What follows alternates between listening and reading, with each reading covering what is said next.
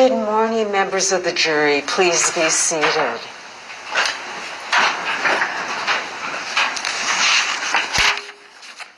All right. Jury members, you've been selected to serve as the jury in this case. Before continuing with the trial, an oath will be administered by my clerk. In recognition of the extremely important task that you will be undertaking, I'm going to ask that everyone in the courtroom stand up, with the exception of the court reporter. And if you will please stand up and raise your right hand. Do you affirm that you will be attentive during this trial and follow the instructions of the judge so that you may reach a fair and just verdict, that you will not discuss this case with anyone until submitted to you for deliberation, and will keep your verdict secret until it is delivered to the court? If so, please say, "I do." I do. All right, you may be seated.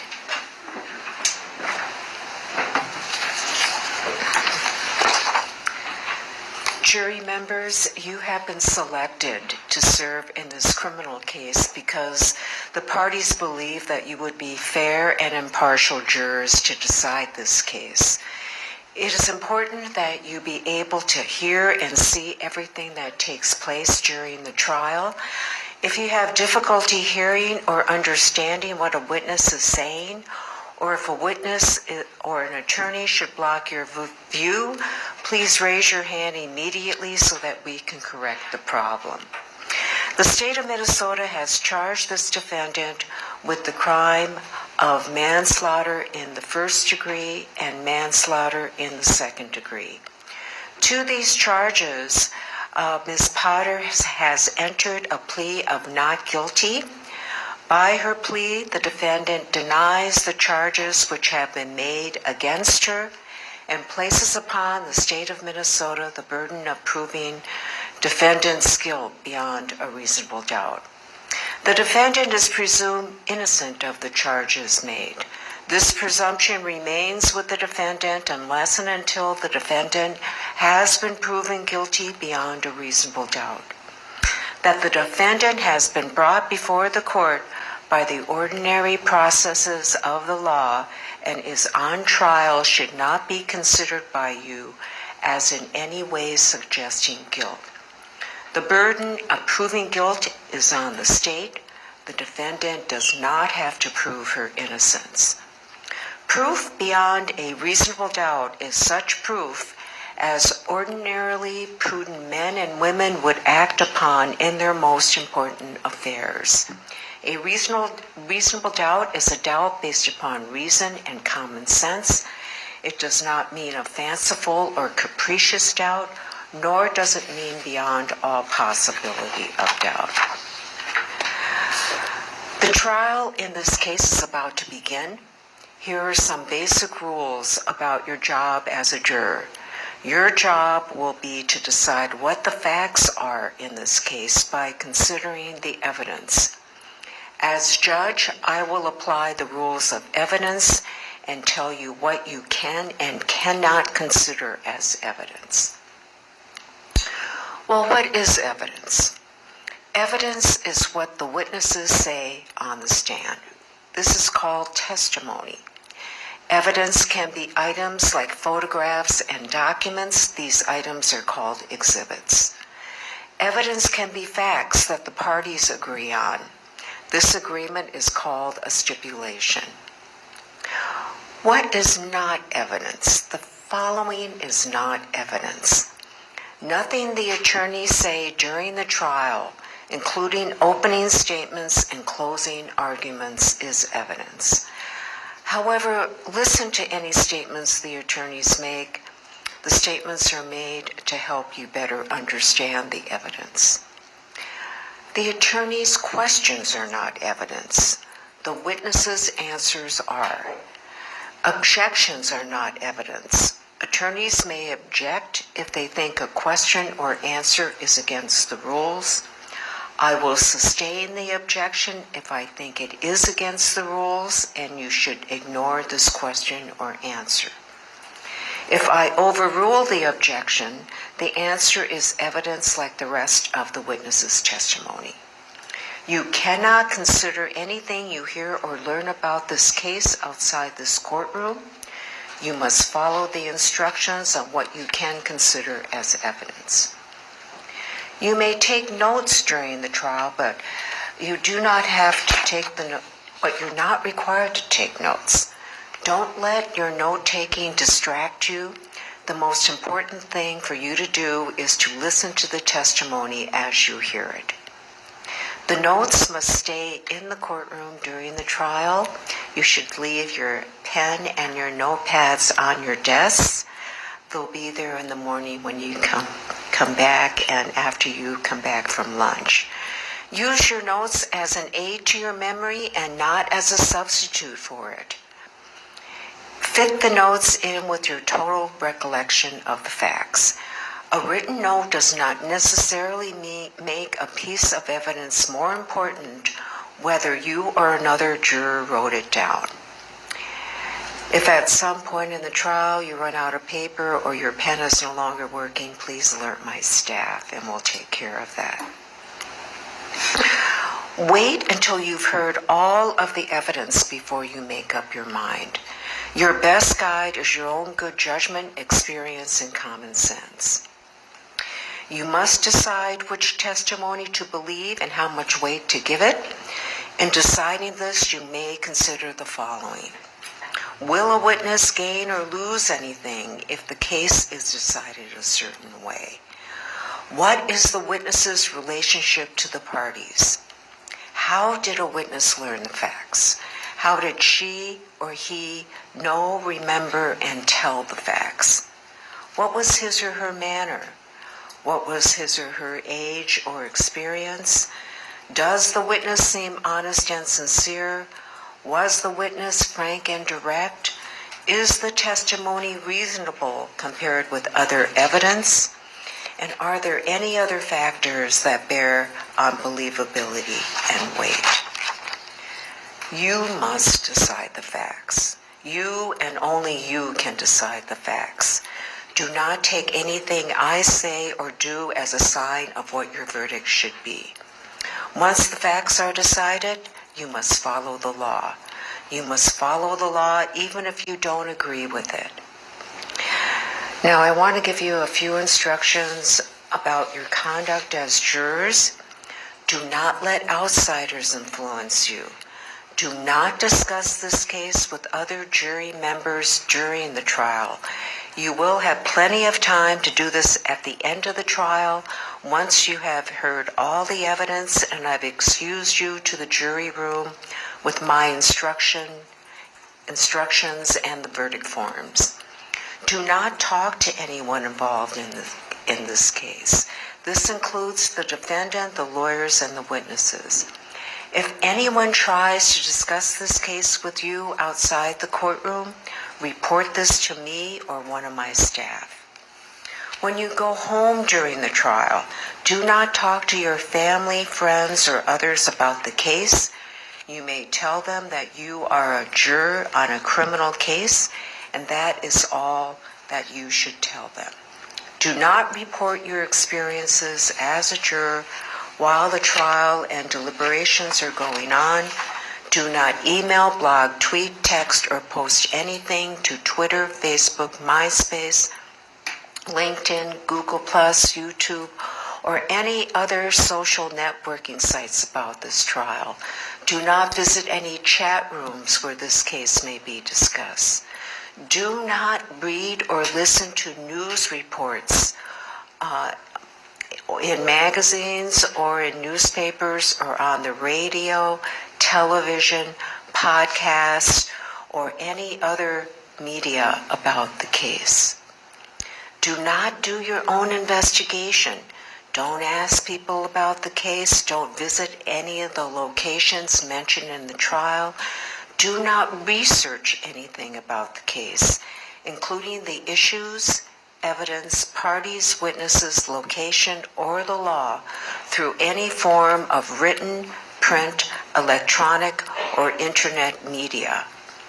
Keep an open mind until you have heard and seen all the evidence. Remember, you cannot consider anything you hear or learn about this case outside this courtroom. If you don't follow these instructions, you may jeopardize the trial. This may require that we start all over again, and we really don't want to do that. If you become aware that another juror may have violated these rules, you must report it to me or one of my staff.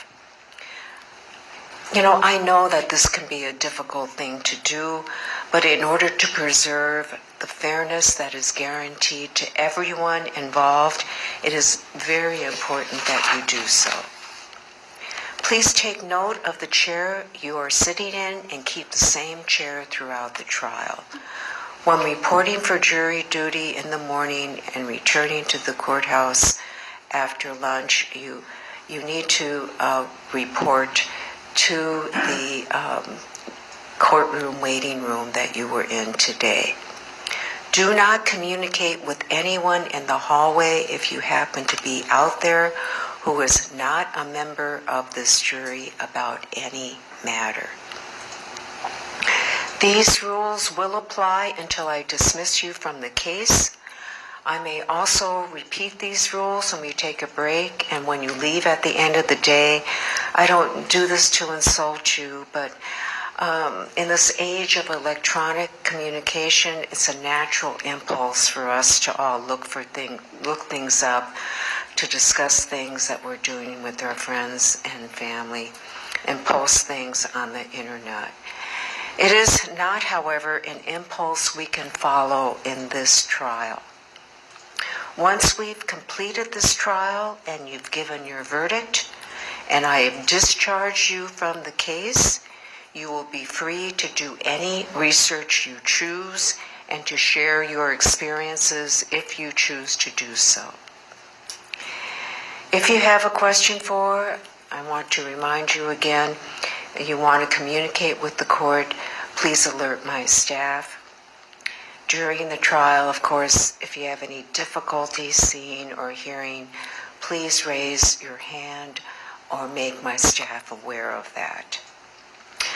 I will be instructing you on the law more fully after the testimony has been completed. I want to give you a broad outline of what this trial will look like. First of all, the attorneys will be making their opening statements. The purpose of the opening statement is not to argue about the evidence. The attorney's goal is just to give you a bird's eye view of what that attorney believes the evidence will show. After opening statements, the state is going to proceed first with its case in chief. After each state witness is called, the defense has a right to cross-examine. After all state's witnesses are called, the defense has the right to call witnesses as well, and the state has the right to cross-examine defense witnesses. Remember that the defendant is not required to prove her innocence. She is not required to call any witnesses. After the defense has called its witnesses, I will be giving you, the state may have rebuttal witnesses, and then I will give you your instructions of law that you are to apply in rendering your verdict. Following that, the attorneys will make their final arguments to you. Okay. Would the state like to proceed with this opening statement? Yes, Your Honor, thank you.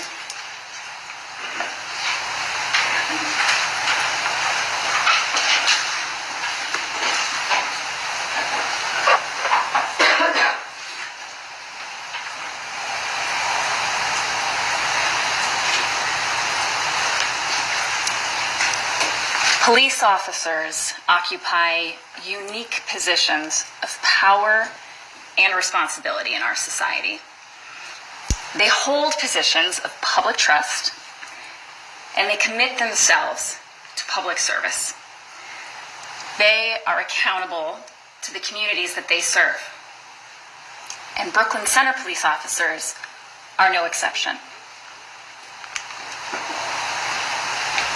Their fundamental duty is to protect the sanctity of life. To do this job, the job of a Brooklyn Center police officer, they promise to safeguard lives. They promise to serve and protect, to maintain calm and develop self-restraint, and to be constantly mindful of the welfare of others. They promise never to employ unnecessary force or abuse.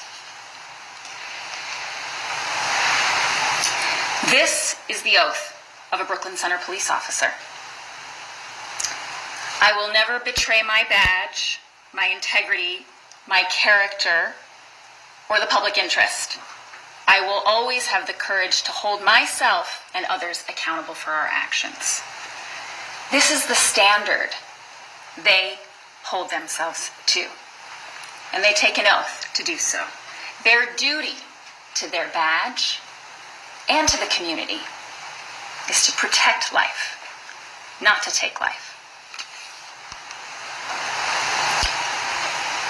Now, they're also required to abide by a code of ethics. This serves as a type of compact or an agreement between each of the officers and the public that they serve. It sets forth what the community, what the public should expect from each and every one of them. It affirms that the badge is a symbol of public faith and public trust, and that the officers are each individually responsible for their own professional performance. And they each vow to take every opportunity to enhance and improve the level of their knowledge and competence.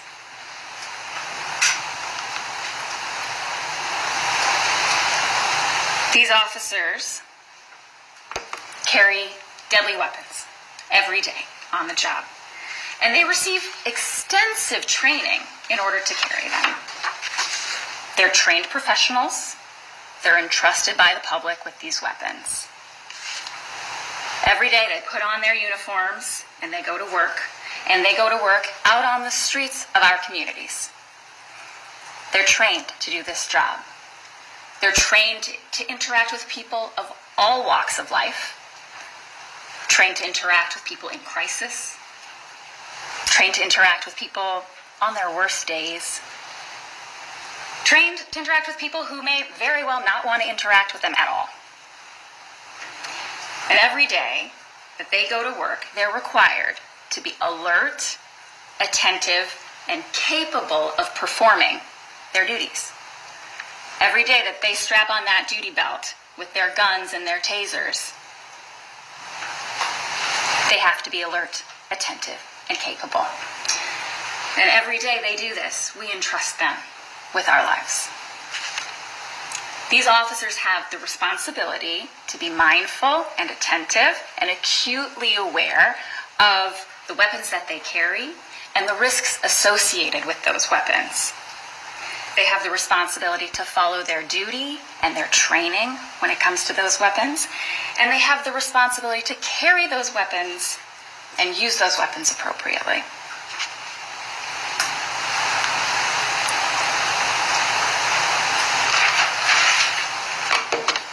We trust them not to use those weapons rashly or recklessly, and we expect not to be shot dead on the street for no reason. We expect them not to betray their badge, and we expect them to uphold their oath. We trust them to know wrong from right and left from right. This case is about an officer who knew not to get it dead wrong, but she failed to get it right. This case is about the defendant, Kimberly Potter, betraying her badge and betraying her oath and betraying her position of public trust. And on April 11th of this year, she betrayed a 20-year-old kid. She pulled out her firearm, she pointed it at his chest, and she shot and killed Daunte Wright. Now, the defendant was a 26-year veteran of the Brooklyn Center Police Force. For 26 years, she went out on the streets with the obligation to serve and protect. She had those same duties and those same responsibilities as every other Brooklyn Center police officer. That same fundamental duty to protect the sanctity of life and to safeguard life. She was bound by the same rules, the same policies, and she was bound by the same code of ethics. And you'll hear about the Brooklyn Center policies. We'll touch on those a little bit. And you'll hear about the defendant's training on things like the use of force, the use of firearms, and the use of a taser. And you'll hear she was trained not to use unnecessary force. She was trained not to shoot an unarmed driver. She was trained not to fire into a vehicle. And she was also trained not to use her taser on a fleeing suspect. And she was trained to be aware of the differences between her gun and her taser. And importantly, she was also trained about the risks of pulling the wrong weapon, and that drawing and firing the wrong weapon could kill someone.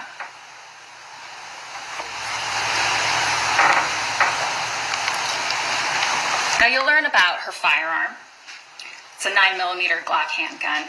And you'll hear about how the Brooklyn Center Police Department uses hollow point ammunition as their standard ammunition. That's the kind of ammunition that expands on impact. It peels back the metal in layers when it hits its target.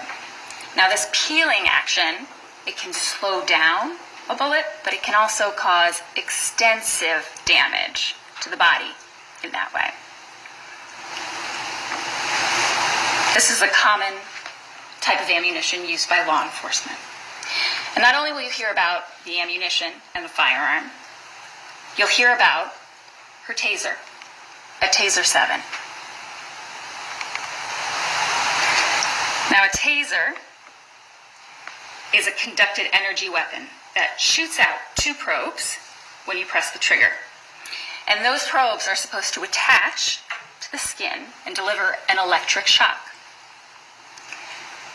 And they do this because they're designed to incapacitate someone through something called neuromuscular incapacitation. And basically what that means is your muscle seize up so you can't move. And they can also be used to inflict pain. And you'll hear about the weapons from the witnesses in this case. But every day that the defendant, Kimberly Potter, went to work, she strapped on her duty belt with her gun and her taser and all of the other options available to her on that belt. And every day she put on her duty belt, she carried her weapons in the same way. She carried her Glock, her firearm, on her right side. The defendant is right-handed. She carried it on her right side, her dominant side. And she carried her taser on her left side, her non-dominant side. Something you might also hear referred to as her reaction side in some of these policies. She was trained to carry her weapons in this way, and she was trained on how to use them and how not to use them. And you will hear about that training, and you will learn that she had firearm training and taser training every single year. She had to be requalified on her firearm every year. She had to be tested and recertified on her taser every year in order to carry it. And she had additional training just a month before this incident. On March 2nd of 2021, she passed all the requirements to be certified on this Taser 7.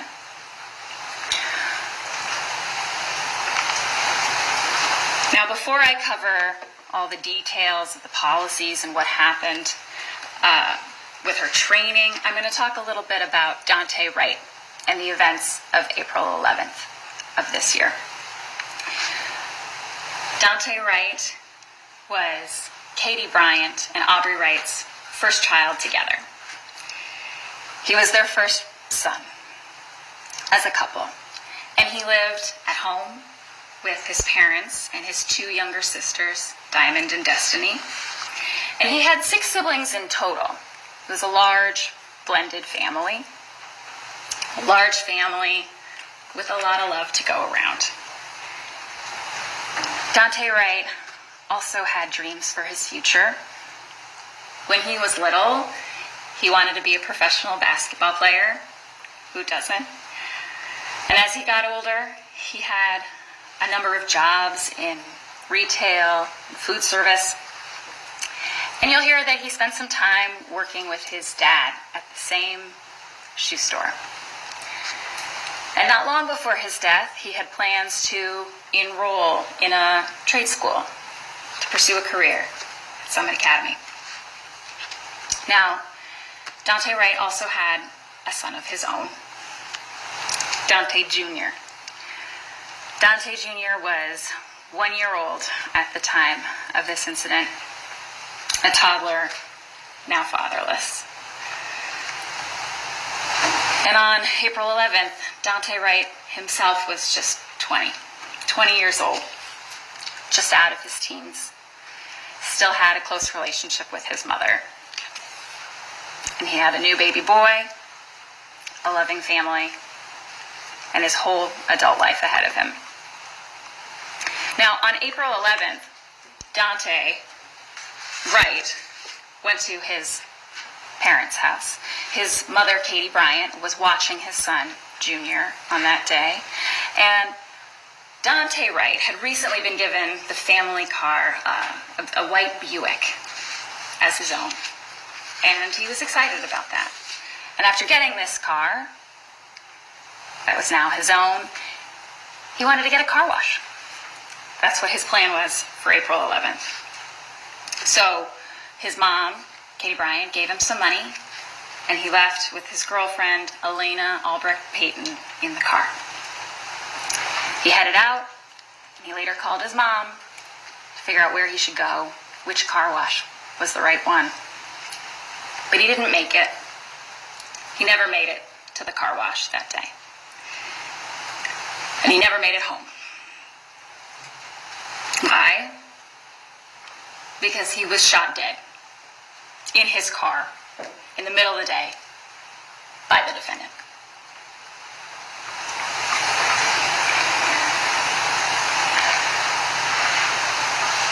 Now, what was the defendant doing on April 11th?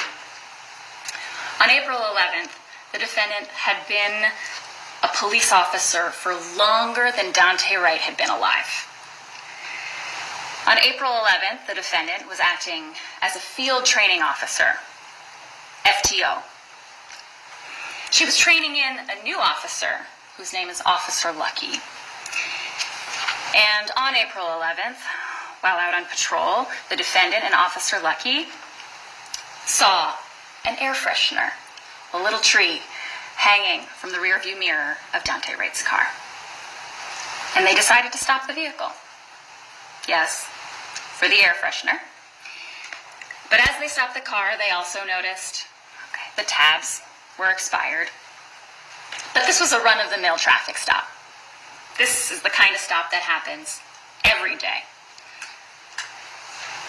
So after they pulled over this white Buick that Daunte Wright was driving, it was Officer Lucky, the trainee, who initially approached the car. Officer Lucky approached the car. He made contact with Daunte Wright, and the defendant stayed back in the squad and observed from a distance. Officer Lucky interacted with Daunte Wright. He explained the reason for the stop, and Daunte Wright gave Officer Lucky his information. He gave him his name. He gave him his full name, including his middle name, his date of birth, his address, his brother's name. He answered all the questions that were asked of him. And then Officer Lucky took that information back to the squad car and talked to the defendant. And when Officer Lucky returned to the squad car, what had scared 20-year-old Daunte Wright do? He called his mom. And in these COVID times, the tabs had not been updated. He didn't have an up-to-date license. He didn't have a proper insurance card. And he was trying to figure out the situation. So he called his mom for help. And back at the squad car, Officer Lucky acknowledged to the defendant that Daunte Wright had been forthcoming with him. And he told the defendant that he believed that Daunte Wright was telling him the truth. He then ran the name through their system, and the defendant, who's his trainer, corrected him. The defendant corrected Officer Lucky when he entered the name in the wrong way. And once they ran the name, the defendant and Officer Lucky found, yes, in fact, that Daunte Wright had an outstanding warrant for a failure to appear on a gross misdemeanor weapons violation. So in the squad car, the defendant and Officer Lucky, they discussed their plan, and they decided to arrest Daunte Wright on that warrant. And the defendant in the squad corrected Officer Lucky a second time when he code 4'd himself too early. Code 4 being just giving the all clear before he had that information completely from their system on the warrant. And while they're having this conversation, Sergeant Johnson, another Brooklyn Center Police Department officer, came on scene. And he approached the squad, talked to Officer Lucky and the defendant about what was going on. They filled him in. They did not express concerns for their safety. They did not decide to approach the car with guns drawn. They simply decided to arrest Daunte Wright on the warrant. This was nothing out of the ordinary for the defendant, a 26-year veteran of the Brooklyn Center Police Department. And on this day, she was training Officer Lucky. She was responsible for showing him the proper way to do things as a Brooklyn Center police officer. And she did not direct Officer Lucky to approach the vehicle any differently than he had before. So Officer Lucky walked back to the driver's side of the Buick where Daunte Wright was. And the defendant got out of the squad but stood back to watch. Officer Lucky asked Daunte Wright to put his phone on the dash, asked him to step out of the car, and Daunte Wright complied. Now, when Officer Lucky began to handcuff Daunte Wright and told him that there was a warrant and that he was under arrest, that was when scared Daunte tried to get away. He tried to get back in the car. He tried to leave. Daunte Wright was unarmed. He had no weapon. He was not violent. He did not threaten the officers in any way. He didn't reach for anything. He got in the car, put his hands on the steering wheel. He didn't come at the officers, didn't throw any punches, didn't kick anyone. He just pulled away, got back in the car, while Officer Lucky was trying to maintain his grip on Daunte Wright's clothing to pull him back out. So Daunte puts his hands on the steering wheel. He puts his foot down on the brake. He does the things that you do to get ready to drive a car. At that point, Officer Lucky reaches in from the driver's side and tries to turn off the car. And meanwhile, Sergeant Johnson, who has approached on the passenger side, grabs Daunte Wright's right arm, right hand, from the passenger side of the vehicle to try to get control of him. But he kept his feet planted firmly on the ground. He tried to turn off the car from that side, tried to get Daunte Wright under control. So Officer Lucky and Sergeant Johnson continued to engage. Now at that point, the defendant approached the vehicle behind Officer Lucky. She intervened and she interfered. Officer Lucky was her trainee and she was the FTO. So she was the one who determined how this stop would go. She was the 26-year veteran. She was the officer in charge. And it was her job to show Officer Lucky how it's done. And what did she show him? She showed him how to kill someone.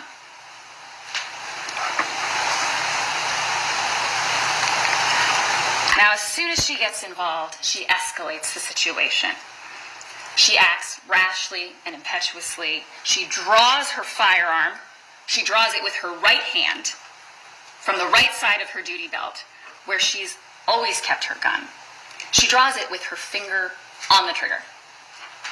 And she points it directly at Daunte Wright's chest. Now, at the same time, there are two other officers, as you can see here, with hands on or interacting with Daunte Wright. Officer Lucky is to the front of her and sometimes to the side, and Sergeant Johnson on the other side of the vehicle. And Daunte Wright's girlfriend, Elena Albrecht Payton, is in the passenger seat, right next to him. They're all within a few feet of the muzzle of the defendant's gun. Now, the defendant says, "I'll tase you." And then she says again, "I'll tase you," a second time. And then, "Taser, taser, taser," which prompts the officers to let go of Daunte's arms and then disengage. But she points the gun at Daunte for more than 1, 2, 3, 4, 5.5 seconds. Aims, pulls the trigger, and fires into his chest. And when she pulled that trigger, these people were all still around him, including these two other officers, Officer Lucky and Sergeant Johnson on the other side, and Elena Albrecht Payton in the passenger seat. And when she pulls that trigger, she fires directly under Officer Lucky's face, with Officer Lucky's arm reaching over the top of where her gun is. When she pulls that trigger, Daunte Wright is in the driver's seat of that car. He has his foot off and on the brake, and the car is running on a busy street in the middle of the day. She did all this despite her training. She had been trained year after year after year to prevent this kind of thing from happening, but she did it anyway.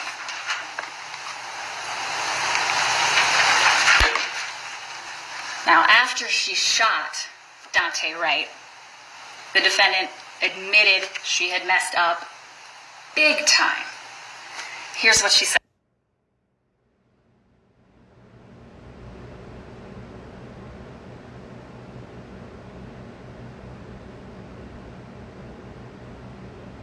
And I killed a boy. Now, I'm going to play for you now a short video clip of some of the evidence that you'll see in this case. It's a composite. It's two videos on the screen at the same time. One is a clip from the defendant's own body-worn camera, and one is the squad camera. They're synced up for you so you can see. But this is just a very small portion of what you'll see in this trial. This just shows the few seconds around this incident.